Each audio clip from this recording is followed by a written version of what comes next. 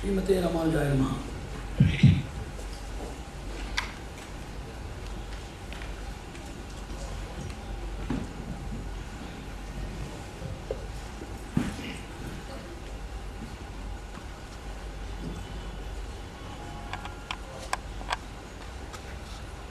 The previous lecture in the same Shanmukananda hall was on life management.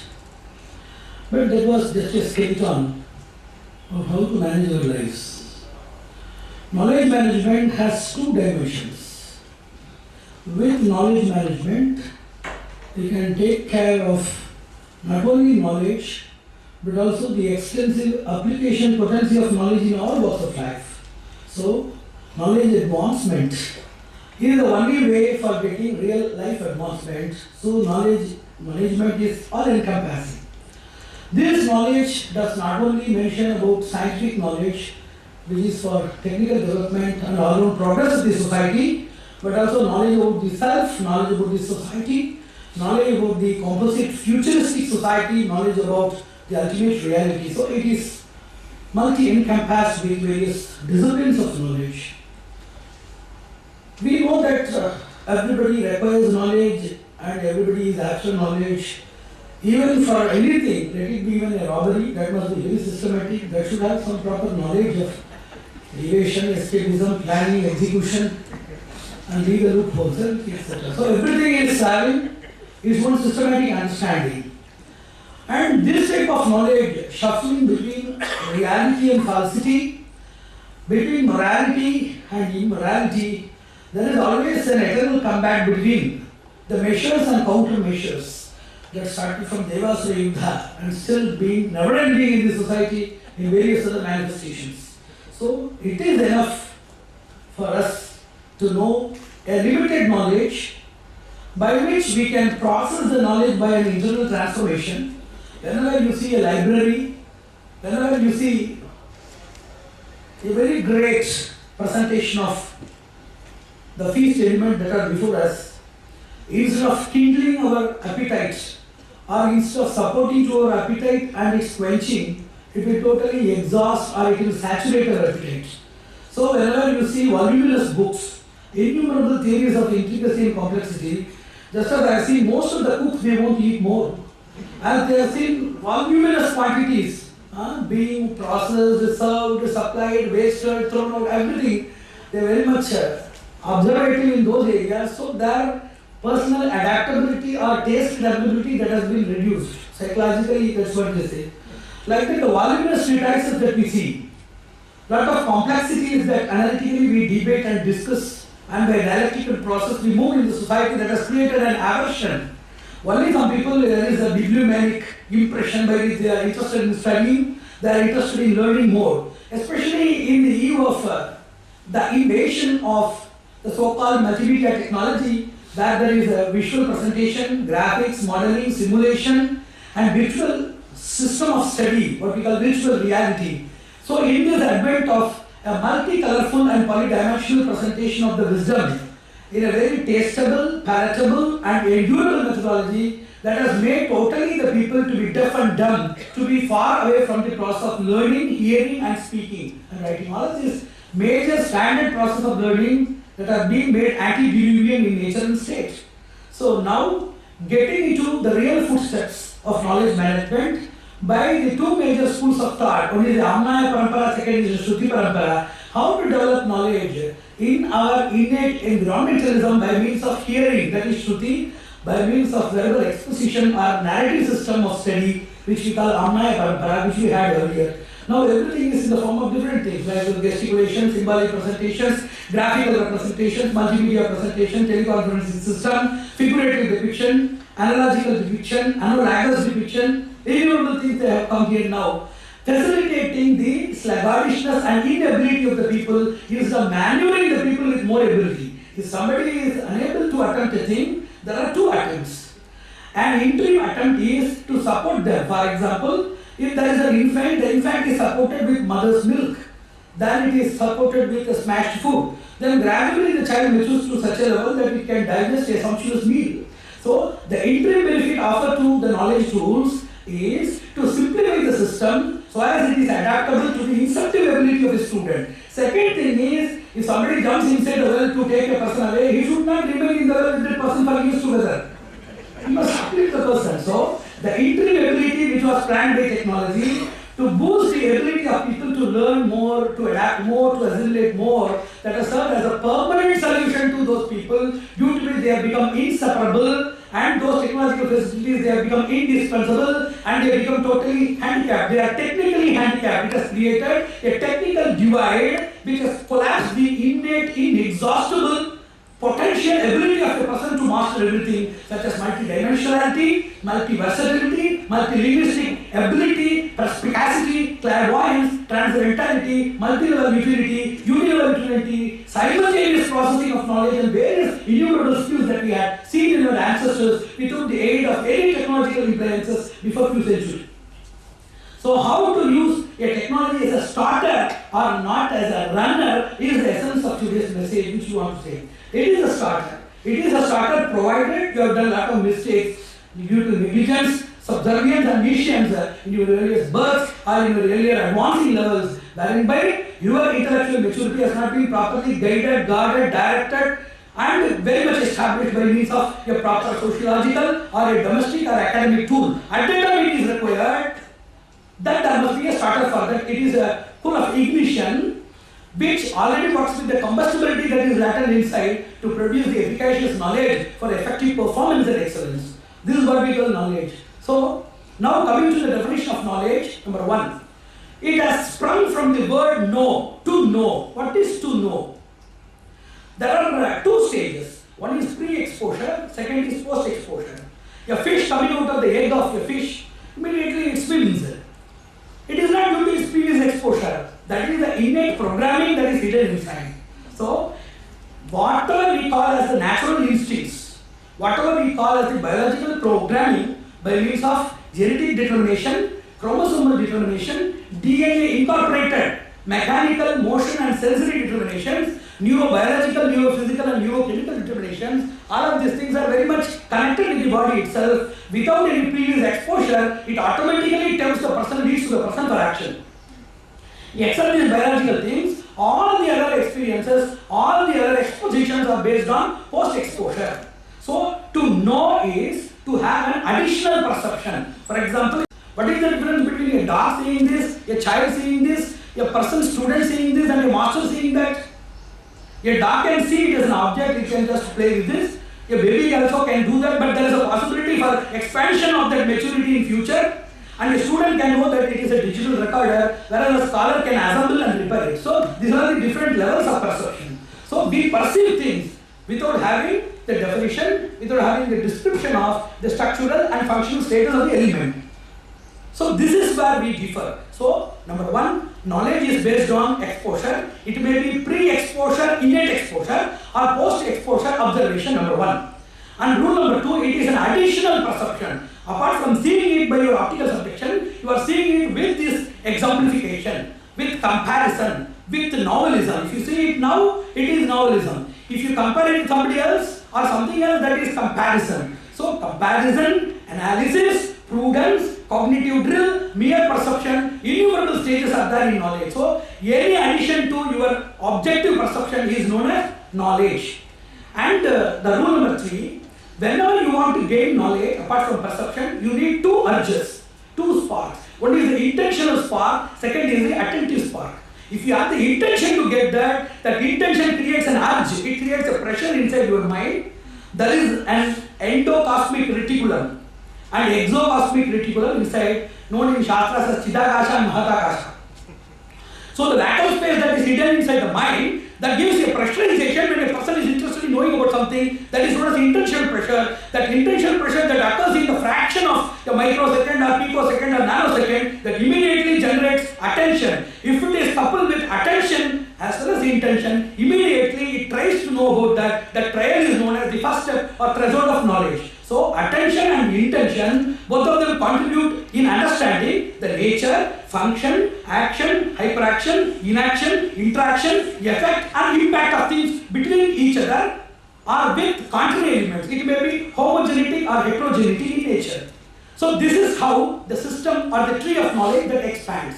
Then how that knowledge is processed inside? Very simple. Whenever you see something, immediately you reproject the same thing inside your mental stream by means of a process known as visualization. What is vision and visualization? And envision? Envision is to see something which is there before us. Visualization is to see something which we have seen. And vision is to see something which we are planning to see at the end of our action. So that is known as envision, visualization and vision. You are having vision, and vision of life means you are seeing the end product. You are seeing the end product. Whenever you are seeing a product, its byproduct or repro product. Whenever you are seeing the end product, the stages are known as envision, vision and visualization. In this visualization, automatically the inner drill by means of comparison, by means of other observations, by means of any auditive, olfactory, sensory and various other applications held by itself or connected with somebody else, it develops a system known as conceptualization. The conceptualization gives two things. One is in the positive side known as a fact, the negative side it is known as illusion. Whenever we see things moving, whenever we observe motive elements, immediately we see that they are moving and we assume that there may be a pressure or an inner pressure known as life. Living things, they move. Plants, they don't move, but still they grow. In the methodology of the botanical system known as tropism, they used to grow. So we understand that. So whenever something is moving and not appearing to be moving, and whenever we appear even something to be very controversial or vice versa in our observation, it becomes illusion. Whenever something, because of the rules of physics, whenever something is mobile and something is immobile, the immobile status perception will be equivalently mobile with that of a mobile body which is parallel and adjacent, which may be seen in the train travel times. You might have experienced the same thing. That is known as automotive illusion. Like that, hundreds of, I don't know whether hundreds of knowledge systems are there or not, but thousands of illusions are there. Thousands of illusions are there with few solutions. So, fact and illusion. Fact leads to eternal bliss in the form of wisdom. Fact is a spark, and the effulgent, radiant, brilliant fire is known as truth.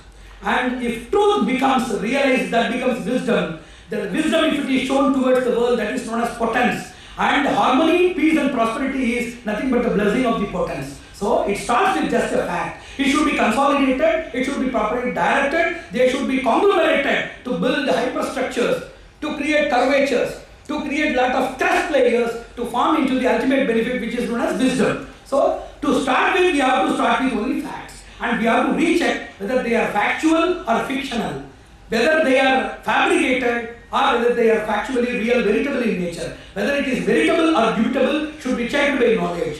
According to Western system of knowledge, knowledge is not composite.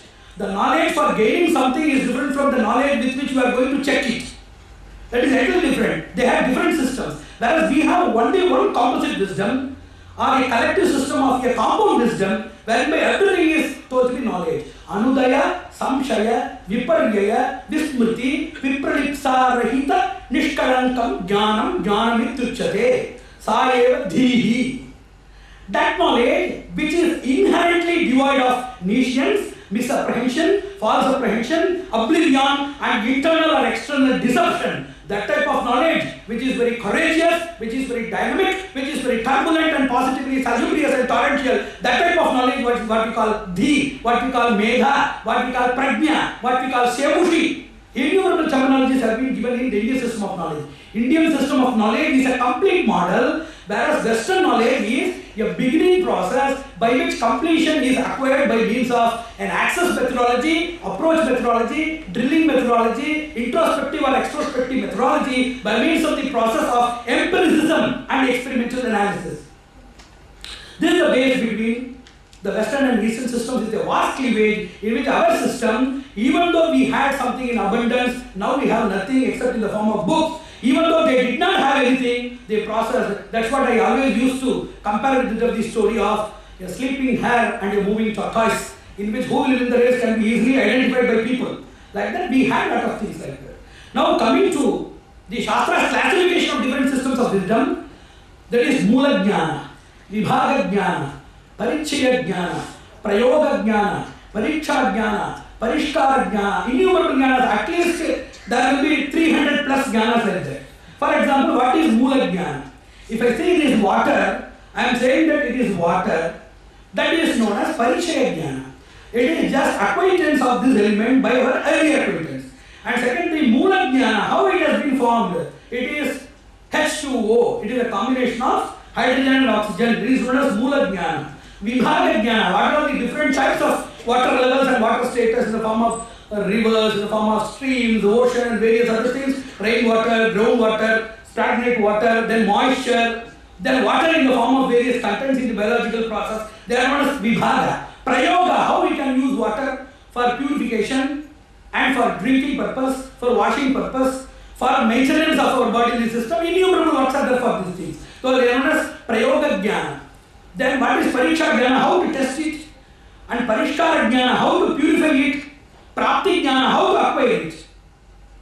So innumerable things are there in Mula, Parichaya, Anvaya, Samanvaya, Vibhaga, Vibhajana, Avishkarana, Nutanotpatti, Sabdotpatti, Jatotpatti, Vriddhi, Abhivriddhi, Samriddhi, Diksha, Atidiksha, Ullanghana, Samyantrana, Niyantrana. These are all the innumerable exercises. If you say water, then it has hydrostatistics, hydrodynamics, then oceanography, then hydrology, hydrometeorology, hydrobiology, hydrotherapy.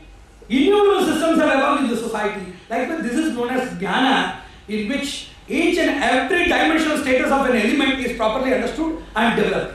And let us start with, there are two instincts. One is the major instinct, which is there biologically. Second is the cognitive instinct.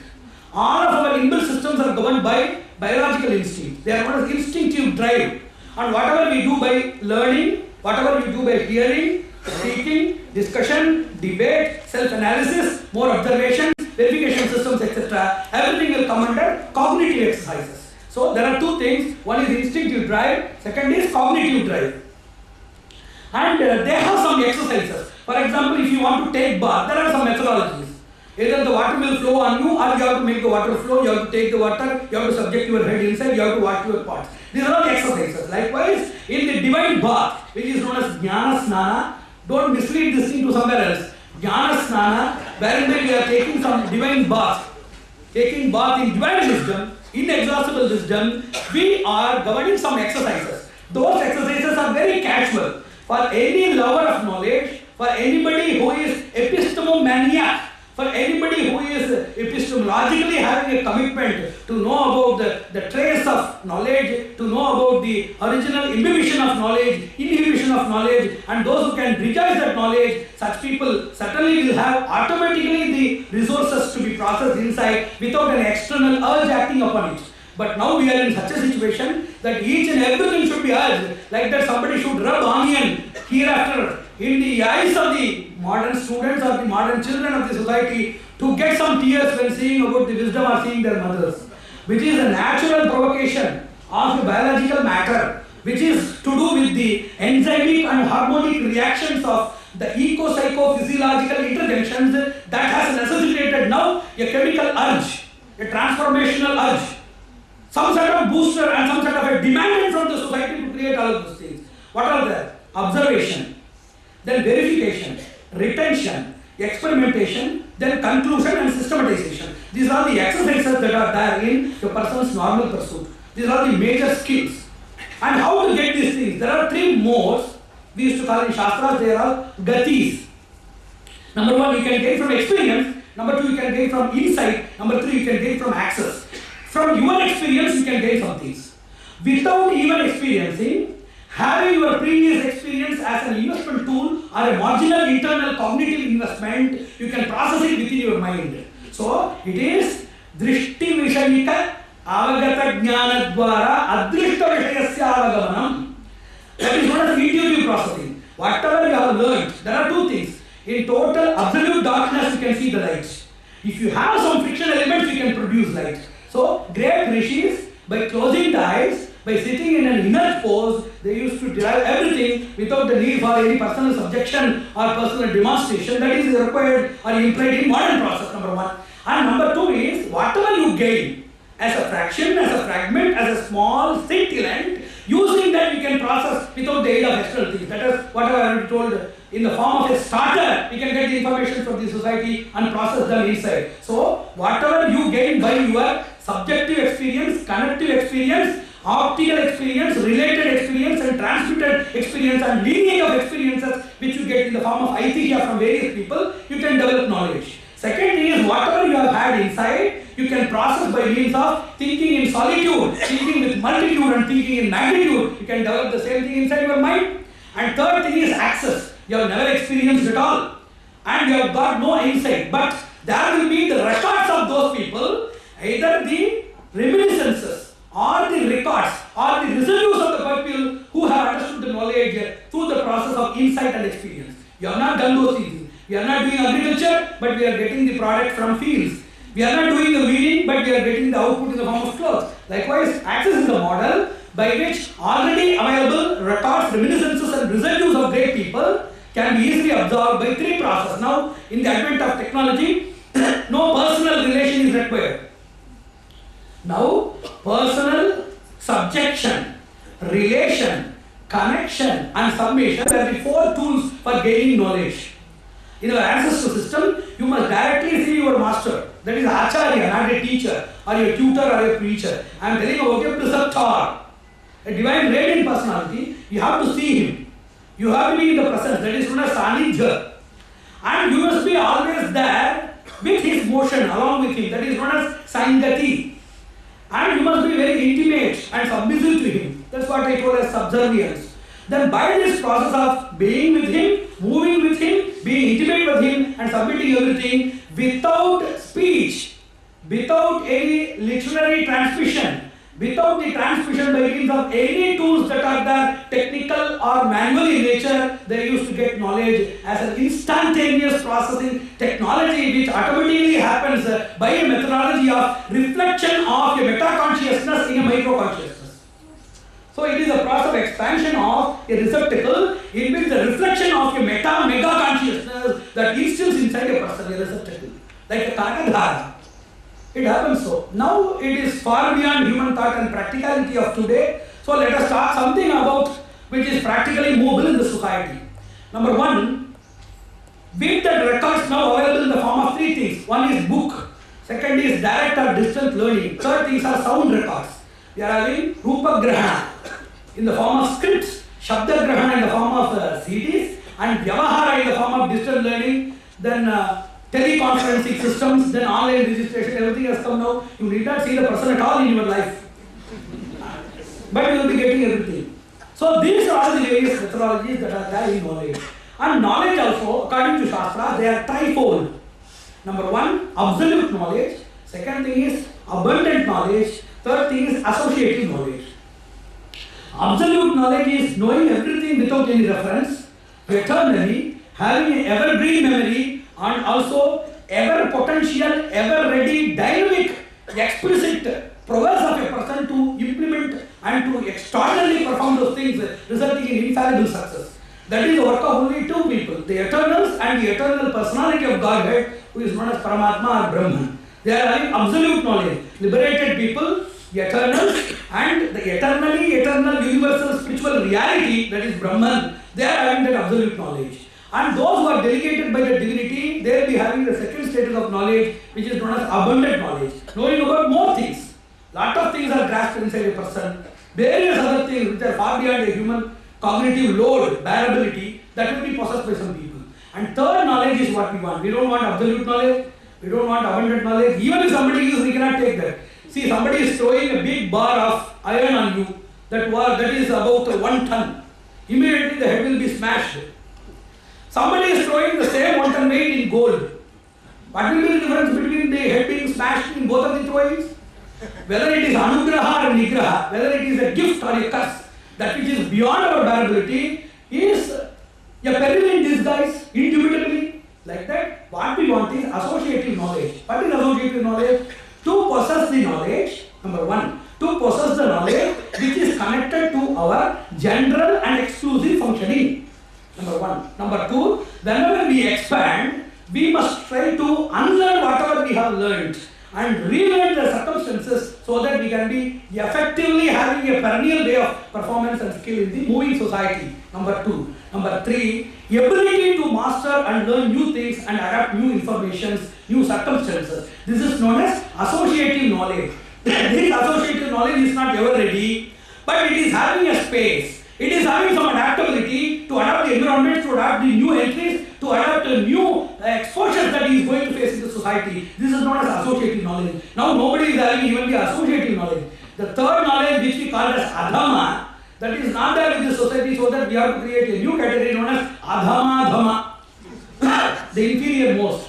So this is the system of knowledge, and I want to say something about the components, various other tools of knowledge. Number one, it has three systems. One is education, which is the methodology, and you know that classroom, school, everything is the infrastructure or the environment for that particular methodology. So education, student and teacher, they are the three tools.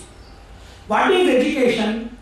Education would be so effective so that it should erase whatever that is contrary to that of the instructional environment that is there in the educational campus. Number one, there are two things. One is exo-academic, second is pre-academic. Third thing is also there, that is known as post-academic. A person is connected with the society of learning by two methodologies.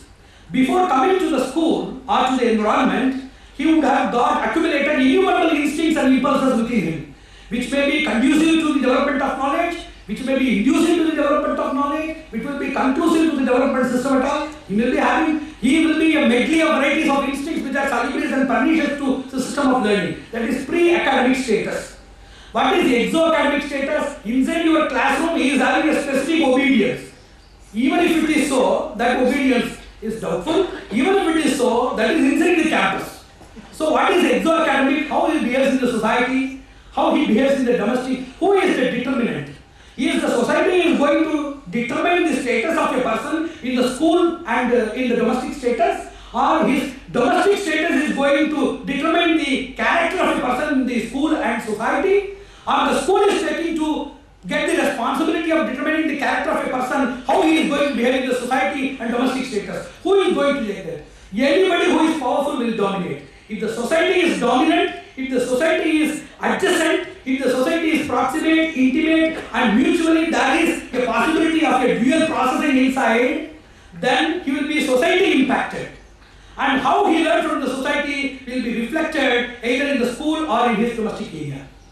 If the school is so dominant, then whatever the things that he learns from the school atmosphere, that will be dominant in his reflections of society and domestic areas. It may be even a conglomeration of or a composition of two or three things or all the things. And a person can develop an individual status rarely, which is devoid of, which is irrespective of any status in these three spheres. So a person can be a mixture of these three, or a person can be so strange that he does not reflect anything of these three. So, but those things are very rare. So, domestic area, they are having biological affinity, number one. We don't have that.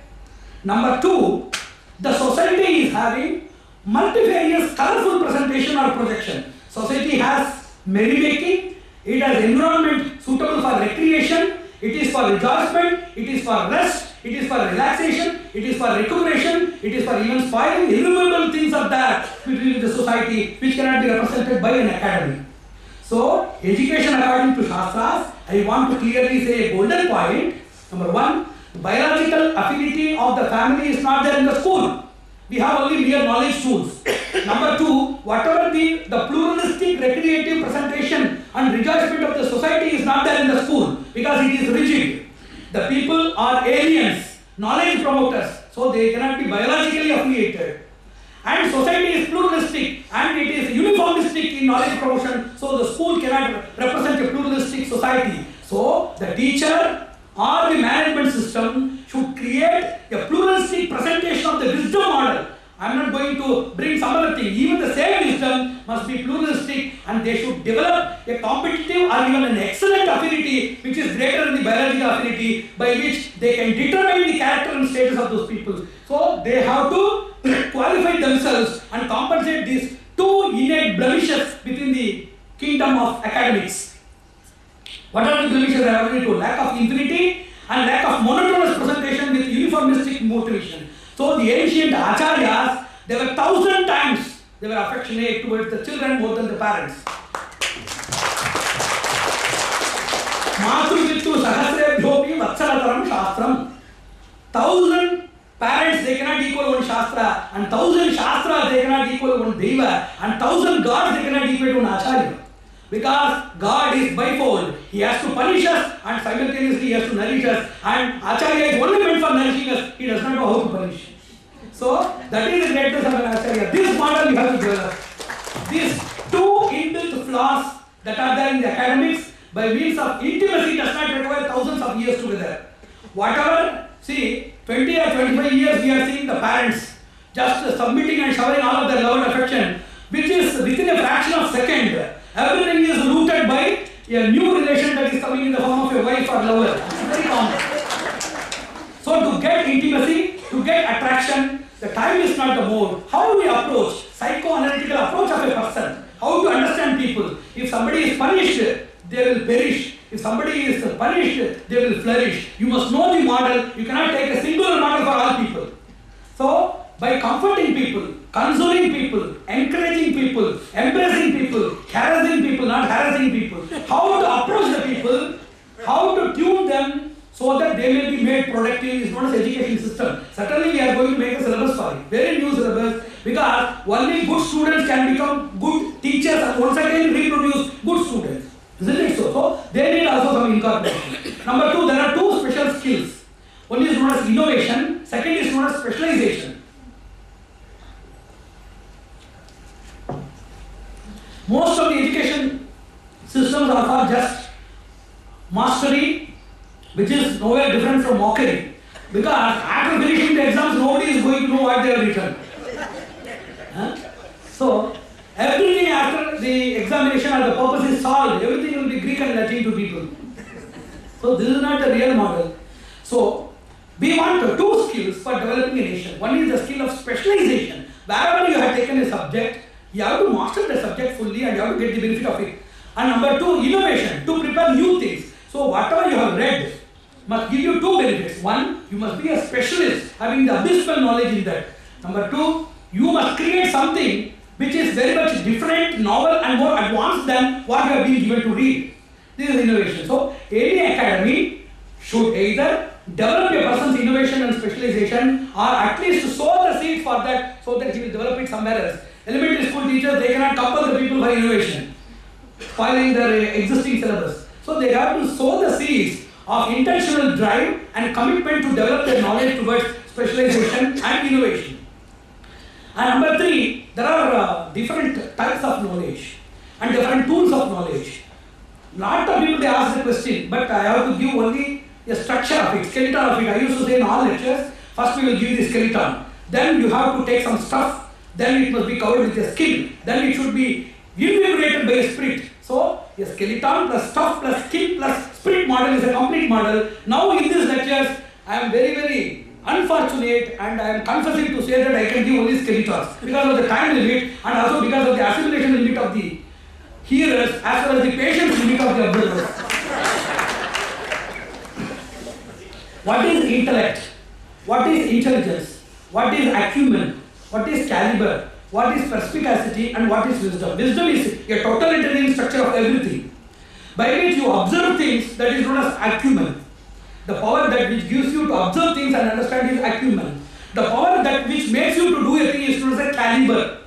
The power which makes you to advance, whenever something is growing by the speed of 2x, you will be promoted in 4x, either in vision or in vision. That is known as perspicacity. And intellect is a solid mind in which you are a good container for learning or for holding things. And intelligence is the capability to expose either in demonstration or in experimentation or in narration in interview or in experimentation in the form of writing in examinations. That is known as intelligence. Having it is intelligence and making others know that you have it is known as intelligence. To have it is known as intellect. And to make others know that you have the same thing is known as intelligence. And the attentive model is known as acumen, executive model is known as sharp caliber. And there are innumerable definitions which we will tell later. What is sharpness, what is shrewdness, what is smartness in knowledge. Innumerable such things are there which we will know. Then what are the various types of knowledge? Innumerable types of knowledge, I have already told them. Experiential knowledge is there. Then bounded knowledge is there. Then domain knowledge is there. In that domain there will be very much capable. Then distributed knowledge is there, innumerable knowledge systems are there. Likewise, there are also boosters and promoters of knowledge. Number one. One is an innate booster. I am having that craving. Second thing is environmental. It is a closed auditorium. In your house, if you watch a TV, then the size is also small. You will be having lot of compulsions and diversions and nuisances. Whereas in a theatre, the doors are locked. There will be only focused light. That is the light of the image in the screen by the projector. It is known as focused view. Like that environment, why we are creating environment? Because we are not so mature to create our environment, because of which environment is created for us. So that is environmental projection or promotion. One is innate, second thing is environmental, third thing is coherent. If 10 people they are doing yogasana, immediately I can sit with them and do that yogasana. Because that is a coherent stimulus. I am having that proper methodological pursuit of learning yoga, that is innate. I am entering into a yoga class where everything is exclusively meant for that yoga teaching and training and learning. So immediately I get that thing. That is known as environmental stimulus. 10 people are doing, 10 people are learning the same thing. I am also beginning to learn the same thing. That is coherent stimulus. I am seeing lot of books, I am seeing lot of materials which promote me, which gives the benefits of yoga. I am tempted to do that yoga. That is known as inducive stimulus. Fifth thing is provocative stimulus. There is an acharya, there is a master who is compassionate, considerate and co-potential. That person out of his providential mercy, he makes us to learn things. That is a provocative stimulus. These five stimulus are very much essential for a person to be molded. It is known as Panchagati or Upaya Panchaka as per the Shastras. How to organize knowledge? I gave a very great challenge in Jawaharlal Nehru Technical University. I told that if 6 students are entrusted to me for 6 months, within the 6 months they will be completing MBBS or BTech. And after 6 months, initially at the time of admission, there will be a report for their idiocy to certify that they are idiots. The eligibility that I wanted from them is 10th standard fail. So after 6 months, continuously monthly the progress report will be evaluated by these people. After 6 months, amidst the media people, international or national peers, these people without their reference, even which the normal streamlined people they could not do, that will be done by these people without any reference, only with reference to the knowledge that they have possessed. They don't need any biblical reference. They don't need any hint or summarized recognition. They need only the reverence by which they learn that vidya or the transmitted knowledge will support them. I have called that, and I hope that Rishi Prabhakar is very much interested. He is going to supply few students for this process. Then I am asked how I am going to do that, and it is very surprising that how I am going to do these 6 months of special accelerated training for 5 years of course. The course is for 5 years. And they told that it is surprising how I am going to complete it in 6 months. Then I told that it is indeed more surprising to learn that this 6 months of learning is start for 5 years. And this is without any philosophical indoctrination. It is without any religious compulsion. If the person is interested in mantra or upasana, that is something optional. That is not obligatory. Only that is what I want to say, organizing wisdom. See, if you just make this as a mess, nobody can sit here. But if you organize with the space mechanics, how to manage things in wardrobes, how to make the things in upper drawers, how to make things in inner shelves, if you manage everything, it can accommodate more people. Like that, unorganized stuff that occupies more space. I also told in emotional physics, a lecture on emotional physics, I told that if you are scolding a person with unlimited wrath for just 3 minutes, the amount of energy exhausted by you unnecessarily, unduly, unlawfully is equal to that of the knowledge required for mastering Bhagavad Gita. So, and wrong things, doing wrong things in the right manner and doing right things in the wrong manner that occupies more space in the brain. And it is known as organizing the brain. How to organize our brain? It is known as, there are 5 steps. One is how to organize the space, how to organize the depth, and how to structure the knowledge, how to restructure whenever required, and how to make it flow. So how to get this space? For example, if this book is there, it should be having the stuff unit of 20 units. But if it is not intentionally learned by means of a good process, if it is not methodologically understood, it will occupy a very big... For example, you know that if a yogi comes and sits in a chair, 2 yogis can sit in my chair. Whereas if a bhogi comes and sits, he requires 2 more chairs. So, knowledge that is well seasoned, knowledge that is well processed, they are converted into subtleties. For example, if you carry 100 crores of rupees or 1 crore of rupees in the form of coins, it may take a huge bag. If you are carrying sand or cotton, value of 1 crore, it may take a lot of trucks. Convert it into gold, you can take a big suitcase. Convert it into diamonds, you can carry it in your pocket. So it is the subtlety management. Whatever you learn it wholeheartedly and understand the base for it. I am telling this to a concourse now, but still unless I take a syllabus or a particular lesson and unless I practically teach how to convert it into subtlety, it cannot be understood at all. If anything is understood with an ontological and teleological basis, that is the fundamental studies, then that becomes small, sharp, shrewd, and very much essential, soliciting more occupation. How to occupy space, how to occupy depth, more depth, how we can organize in our minds, and how to structure, because we have to bring it in the form of structure. And whenever something erodes that or overrules that, how to restructure and how to make it flow. There are 3 types of flow. One is a fountain flow, second is a fluent flow, third is a facile flow. If you are writing or demonstration, that is a facile flow. If you want to talk, that is a fluent flow. But thought should be in the form of fountain. So, a fountain flow of thoughts and a fluent flow of your speeches, as well as a facile flow of your demonstration in the form of scripts or experiments, that is required for the skill of flow. Because whenever you do something, 3 things should triagonally reach with each other. What are they? You should be well versed in the concept. You should be well versed in the language. You should be well versed in the order of presentation of both. Grammatical order of the language as well as the sequential order of the contents of the subject. Both of the things must be simultaneously present apart from language and concept flow. So this thing is a great divine skill. We consider everything as divine, but most of our worships are not tuned for knowledge development. They are there, most of our existing things are there to cover or to justify our mistakes, illiteracy, idiocy and impotence. So God has given innumerable things. That is why if a person, even with knowledge, if a person is not manageable, if the person is not managing, he will cry with knowledge, he will cry with wealth, he will struggle with the syllabus and he will fight with the society. That is the fate of that person who has no mastery in the real sense as the Shastras they have enumerated. So that is the problem with these people. So it is known as organization. And the second thing is activity. What are the activities of knowledge? One is acquisition, second is mobilization, third is management, fourth thing is retrieval, fifth thing is distribution or sharing or transfer.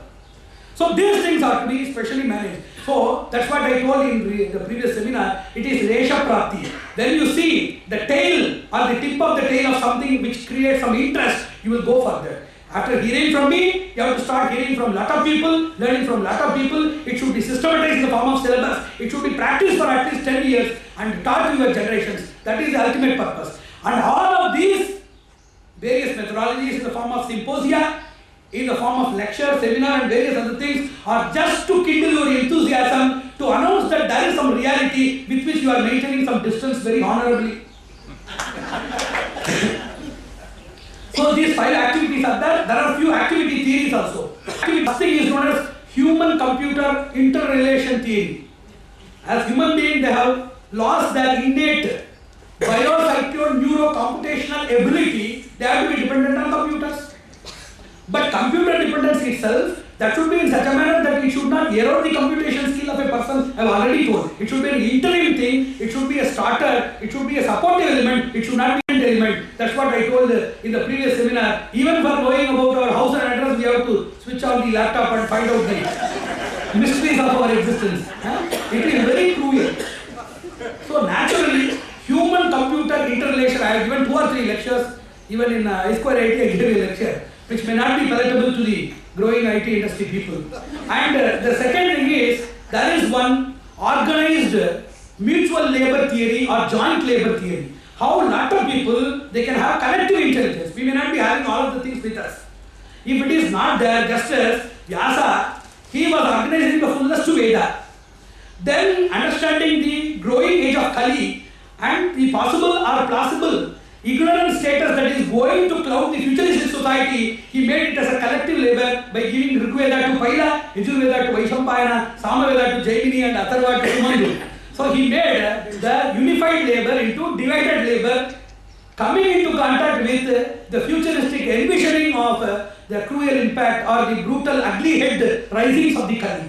So that is a division of labor. Now there is a famous popular theory which is known as Scandinavian activist theory or activity theory, in which there is the same thing. It is known as object, subject, community, tools, division of labor and rules. So this is what we call the theory. And what are the sources for getting this knowledge? Number one, we can get by reasoning. We can get by testimony. We can get by connected abbreviation of somebody's input in the form of outputs. We can gain this knowledge by authority given by somebody else. We can gain it by revelation. Western philosophy also accepts these points that we can gain knowledge apart from self-organization, apart from means of accessibility of the elements and subjective experience, apart from the testimony as well as the theory of logical rationale or logical inference. There are also two more methodologies like authorization given by the potential authority and revelation, by which that is the natural manifestation of our intrinsic inbuilt knowledge system, which is ever complete, being hidden by an illusory murk clouded by time immemorial visions. So this is what we call that in the form of different sources of knowledge. And according to our Shastras, knowledge means number one, we should have 8 components. Now we are selecting different things from different people. Intention to get knowledge is inbuilt within the knowledge itself.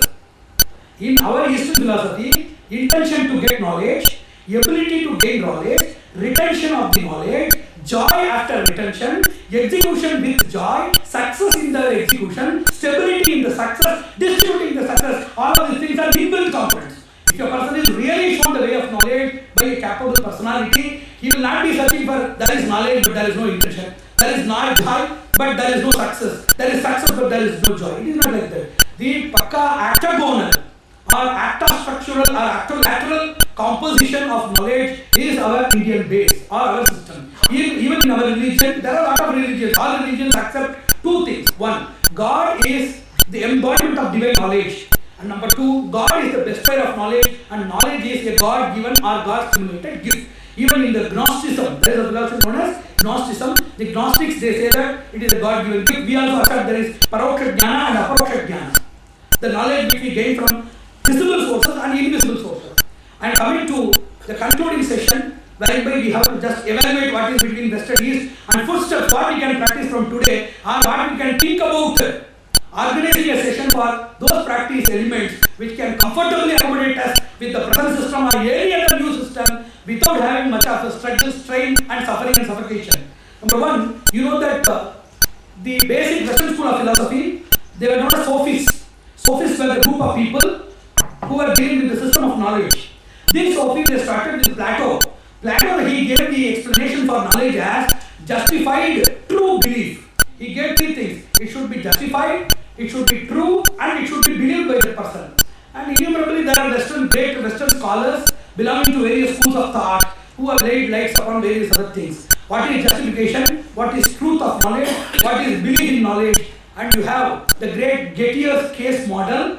We have Dr. Simon Blackburn's model, and we have Dr. Richard Kimcast's model, and we have the greatest model of Wittgenstein based on Moore's paradox theory. They are having lot of various other systemic studies of knowledge. They say that tracking of knowledge is knowledge.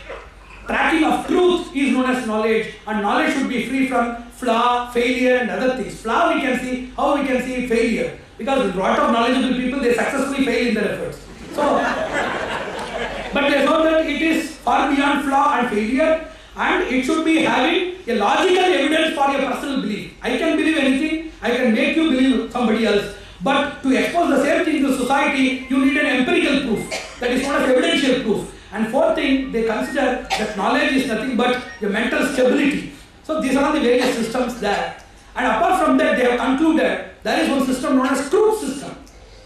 But that is not a crooked system, it is made by some person known as G.B. Crookes. He maintained you take a concept and you bring the evidence. You create the system study of problems and derive at a hypothesis, then check it, then come to the conclusion, then logically verify it, suspend the judgment and subject it to deductive reasoning. That is known as the Crookes model. So they conclude that knowledge is nothing but scientific. That which cannot be scientific by means of eternal relevance, universal applicability, behavioral identity or functional identity in all occasions provided with the same norms. It is known as scientific knowledge. That which does not suit the scientific knowledge is said to be illusion or delusion in nature. So this is known as this particular scientific studies. Then coming to knowledge management, there are three types of knowledge management. One is how to manage your knowledge at the time of gaining. Second, how to manage your knowledge at the time of executing. How to manage your knowledge throughout your part of life in social, domestic and spiritual relations. How to be a good citizen to your nation, good family member to your family, good neighbor for your social entities and social brotherhood. How to be a good citizen in the divine realm. It is known as the third knowledge management. The second knowledge management is the organizational behavior management, which is there in companies. The first thing is knowledge management we have to maintain in the schools, starting from the intra-uterine academy inside the uterus of the mother. You have to promote this system. So, what is organizing knowledge or knowledge management? It is to identify, represent, detail, distribute and systematize the inputs of or adoption of a person's experience and insight. I am having an experience and insight. It is not for learning, it is for stimulation. In an organizational management of a company, we cannot treat people who are very freshers. Top freshers are of two types. One who is absolutely fresh like a jasmine, knows nothing. That fresher is not there. A fresher is a person who has readiness and ability but not exposure. And a person who has no readiness, no ability and no exposure is like a jasmine flower. So, organizational management or knowledge management inside a company, that should have personal knowledge management. First, I have to manage my knowledge. Then only I can command your knowledge. How to group my knowledge, how to make myself compatible with various people of various mentalities, how to suit myself with various environments is very much required. In which there is a special model which is known as Everett Rogers model of diffusion of innovations in Western philosophy or Western organizational philosophy. He used to list lot of other flaws that exist in the system like generation gap, lack of proper communication, then midway communication, sudden communication, false informations, then deviations, diversification, lack of international cooperations or internal and intra-perceptive and personal cooperations, and lack of proper connectivity between the management and the workers, and various other problems of legal issues and social issues, then geopolitical and various other unforeseen factors that are including. He has made a list of various things for which we cannot be responsible. So, wherever we are responsible, we have to succeed. Wherever we are not responsible, we have moral responsibility. We should develop the courage of sustaining in that mode. And even if we are collapsed, you should have the power of a phoenix to resurrect yourself and your company. That is only a spiritual blessing, not through the Harvard business publications it is possible. So it is known as the organization skills. So we have to develop some instincts such as mentoring, how to mentor others. First you must be well mentored. Then only you can mentor others, how to guide others, how to simulate others, what is known as work shadowing. If somebody works, you must also work with them without working with them. That is work shadowing. Pair work. If you are not working and sitting idle, they will duplicate and replicate you. So, pair working, work shadowing, simulation, these things are the qualities of these people. So, this is what you have to develop. And some other special skills, one is balancing, how to balance. There are three types of balances. Multi-balancing, intra-balancing and multi-level balancing. What is inter-balancing? Intra-balancing means there will be a lot of problems with our health, with our mental health, and our intellectual health and spiritual health. You have to balance inside. What is multi-balancing? You have to load, you see, if you are a company owner with 4 or 5 divisions, you have to concentrate on various divisions on the same thing. You must be a multi-skillful person. So that is known as a multi-dimensional skill which we require balancing. The third thing is, multi-level balancing is how to manage your son, how to manage your wife. Because most of, just as we know that most of the people who are domestically having a great affinity are betrayers of the nation. Those who are extremely domestic centric are betrayers to the nation. Likewise, most of the people who are national centric are betrayers to their families. You can inquire, if great scientists are inquired about their contribution and their affinity or some other thing to their wife and children, they can give you interesting topics, more interesting than even my lectures. So this is something very natural. So how to maintain all dimensions? I have to take care of my health. I have already told that we spend everything for health in the first half because we have spent our health for gaining everything. I told in the recent lecture, the recent lecture of life management. Likewise, we have to have multi-level management of our health, harmony, happiness, the triple H model which I told in the previous lecture. We have to take care of everything. So how to balance and intra-dimensional equilibrium, interdimensional equilibrium, multi or polydimensional equilibrium with various things of the society, that is known as balancing.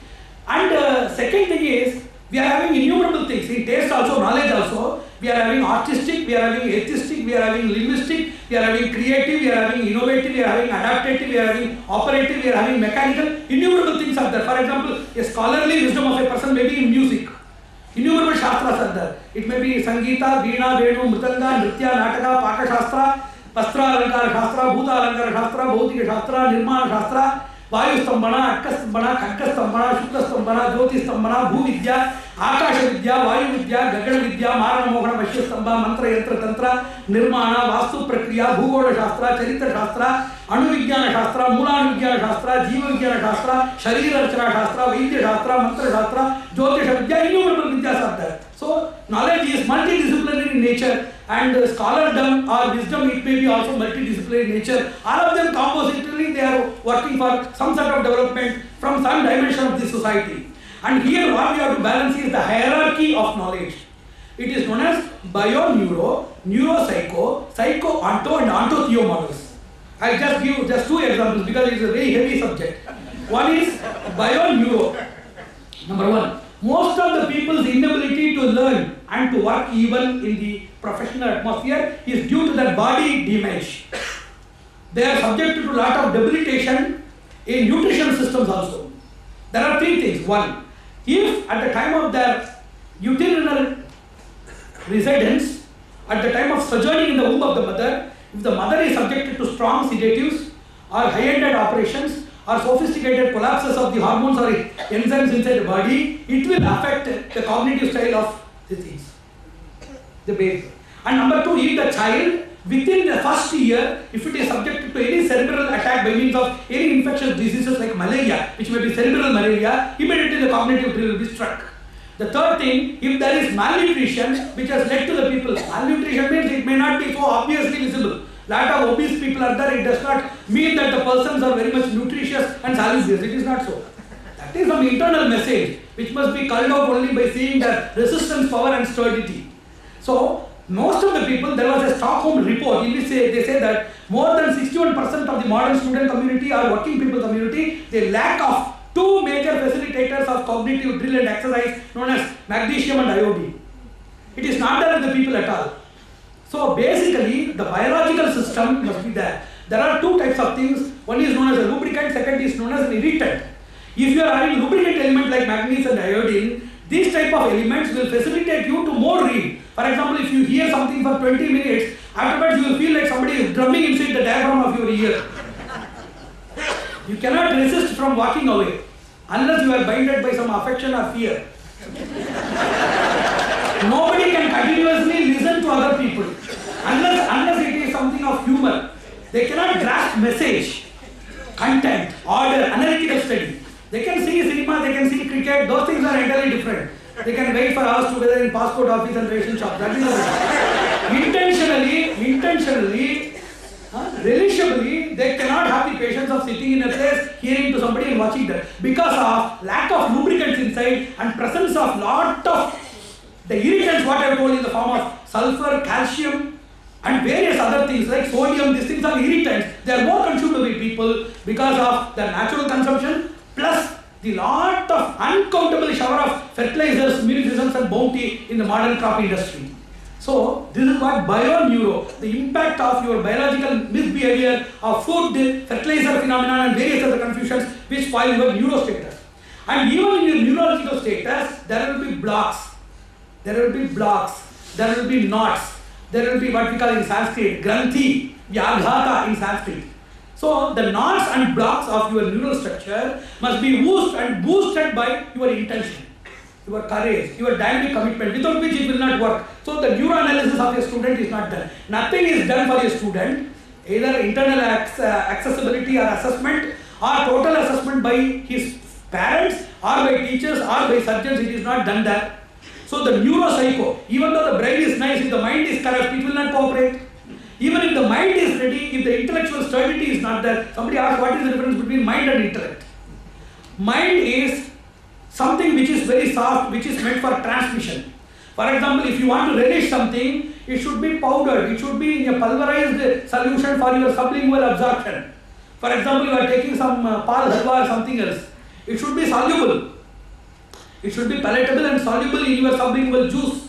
Wherever you are constructing a house, you cannot select bricks which are soluble.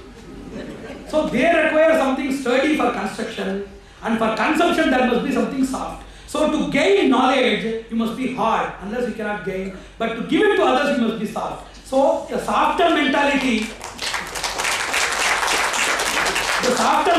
of a person is for social connectivity, and the harder or the harsher mentality of a person is for conceptive connectivity. The conceptive connectivity and social connectivity must be there for knowledge management, without which if you are not hard, you cannot get that. If you are not soft, you cannot give it to others. So you have to possess both of these things. It is known as mind intellect. So it connects with onto. We believe in consciousness, phenomenal consciousness and connective consciousness. I am aware. I am also aware that I am aware. This is phenomenal consciousness. I am aware that this is a silver tumbler. I am also aware that it is about 2,000 rupees. I am aware that it is mine. I am aware that I have to take it back when I am going. So these things are connective consciousness. The more descriptive it is there, more I am considered to be knowledgeable.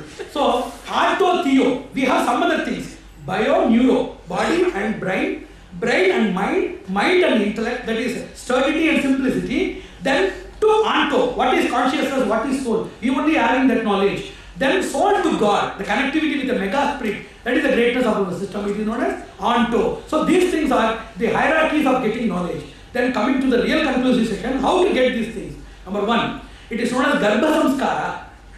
The Shastra says that if a person decides to have an offspring, at the time of the decision, he should make a tapas or sankalpa, a cognitive decision to bear a good child. Number one, at the time of pregnancy, getting all positive thoughts flowing in the forms of thoughts, deeds, actions, sounds and other various inhibitions of the environmental surroundings, that should do that. I have given 5 lectures in gynecology, in advanced gynecology, in obstetrics, and I have given a very clear definition that any person, I am not against dual economy, that is husband and wife both earning, because dual economy, triple economy, mixed economy, underground economy, you can develop any number of economical sources. But what I want is, if somebody is pregnant, she is having a more vigilant and substantially significant job of processing a creature to the fullest mode, which cannot be done by anybody else. And according to me, pregnancy time should not be dedicated for any official functions or domestic liabilities or more hard responsibilities. So whenever somebody drives a vehicle, the suspension, the shock and the various other things that they experience in the atmospheric stress, environmental stress and organizational stress in their companies, that will affect the processing system. No doubt a full biological baby will be there, but the complete growth what we meant is the intellectual growth, the spiritual growth of the person. You can get your full structure. If you are not delivering the mantras, if you are not delivering your pujas and other modes of worship, you may not be getting a son without one eye or one leg. It will be complete biologically, but not ontologically and systemically. That's what I told in the gynecological lecture. So, Garbhopadesha is, recently now they have found out in Algeria University that the children can learn music and relish music even at the age of the ungrown fetus of 3 months. It can imbibe and respond to that by its stimulus. So, lot of things are there in cognitive technology. Now they are trying to observe. Number one, Garbhopadesha at the time of Garbha. Second thing, lot of samskaras are there even after the growth. And third thing, getting knowledge by parivartana. Just as I can give this to him. Like that, jnana can also be given to somebody else. Yes, I have given that knowledge. From today, from this second, let you start that. So, jnana's parivartana is possible. That is instantaneous, immediate, effective transmission of knowledge is possible. That is parivartana. By kataksha. Not by hard work, by sparsha, by touching, by vikshana, by seeing, by smarana, by thought, by ashraya, by association, by anugraha, by a merciful, bountiful shower, a person can be made as a good knowledgeable person. It is known as ashraya, and these things come under kataksha. And by means of swatantra, a person who is born in a good family, having good samskara, they can also get that paramparagata, inherited by the ancestors. That also we can get, where we are very much abundant with BP, sugar and everything inherited. Like that, there are also rarer than the rarest possibilities of getting at least a droplet of knowledge from our ancestors. We are not good receptives. You see, somebody told why my father has given only this. why he has not given his knowledge and capability. I know that he has given you both, but you have only adaptability for this. That is the problem of your adaptability and eligibility. So by Kataksha we can get that. How to develop these things? Number one, Rasayana. Now recently, the US Council for Research and Study of Complementary and Alternative Systems of Medicine, they have proved that Brahmi, Ashwagandha, Withania somnifera, Avena sativa, Azadiracta indica, there are 2 or 3 species. They have researched and found out Medhya Rasayanas are possible. Those Rasayanas like Brahmi Krita, made out of Brahmi, they are proper, resourceful, enriching agents of a person's natural synaptic pruning of brain to understand things, to produce more lubrication without giving disturbance for a person's continuous research and task analysis, as well as depressing or suppressing the rise of even the various irritants which are there due to mismanagement of our food and culture. So that can suppress these irritants and that can compress and boost the sort of lubricators that we are about to get from the nature, but we are being totally disappointed. So these type of Medhya Rasayanas we should follow with our people. Second thing is Mantropadesha. By means of mantras, practicing that we can get that. Third thing is Tapasya. Even without mantras, you have to sit silently. Anybody can say in a lecture, sit silently. Can we sit silently? Can I sit silently? Not like that. But today what I have to say is, it is by practice, Abhyasa and Vairagya. You just try to sit for at least 5 minutes. There are 3 things. Immediately the people, they want to sit and master everything. Crash course. It is not like that. You must take it by time to time. Number 2, you must be having good patience. Number 3, you must be having good confidence. Number 1, from today, every day, at least 5 minutes you have to be silent. Not at the time of my telephonic call or personal visit to your place. With the pretext of my own injection, you must not make me disappointed. So take 5 minutes and sit quietly. At that time, your mind may be so wavering. It will not come in one day. Make it twice, thrice. Make it practicable for 1 month. At least after 1 month, you can have a 2 minutes of patience.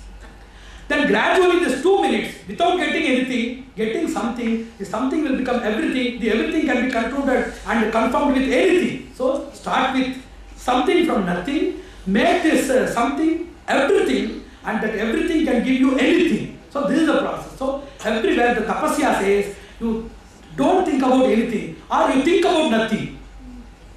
And sit in a place. When you make your mind evacuated, when you make your mind placid, at that time, the natural susceptibility of the mind and sustainability of the mind that will work more. Then you will be having, even though you are not thinking about wisdom, if you are giving a vacuum evacuation of your mind, wherein by it is, because mind need not be given something known as wisdom. Mind is already inbuilt with wisdom, because intellect is a part of the mind. So you give an evacuation, you give a mass exodus to all of the impressions inside your mind for a limited droplets of minutes, so that gradually you can get all of these benefits. Cognitive technology, there are doing a lot of researchers in the Southern California University and Central University of Florida. They are doing a lot of research. How to make accession of your people study, PUPAL, people study, and how to make teaching and training, how to make automative teaching and training, how to create e-classroom, how to frame the syllabus, how to make phobic erosion, chemophobia in chemistry, biophobia in biology, physiophobia in physics, arithmophobia in mathematics, how to avoid all of these things, phobic erosion, maniatic cultivation, inculcation, concentration boosting. Now they have developed Cognifit. There is a new software known as Cognifit to install cognitive fitness into the people. Even to love your parents or even to love your wife and children, they will be developing Cogni-Love after 5 or 6 years. So, what is now human technology.